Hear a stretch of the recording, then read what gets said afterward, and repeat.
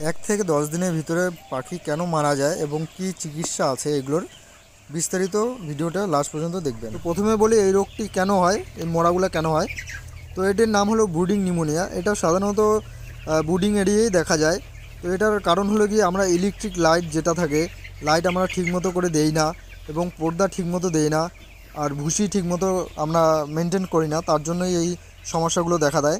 তো আপনারা ঠিকমতো লাইট দিবেন। আর কি কি মেডিসিন আমি ব্যবহার করব এবং যেটা করতে হবে, কি কি মেডিসিন ব্যবহার করব, লাস্ট পর্যন্ত দেখেন, ভিডিওটা অবশ্যই ভালো লাগবে।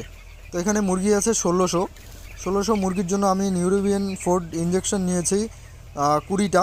দামগুলো আমি বলে দিচ্ছি এখানে। তারপরে জেনটা নিয়েছি একটা। তারপরে এনএস জল দিয়ে এটা 0.2 করে মারতে হবে। তো দেখেন আমি দোকানটায় নিচ্ছি। ভিডিওটা ভালো লাগলে অবশ্যই লাইক করবেন। এই ধরনের ভিডিও পাওয়ার জন্য আমার চ্যানেলটাকে সাবস্ক্রাইব করবেন।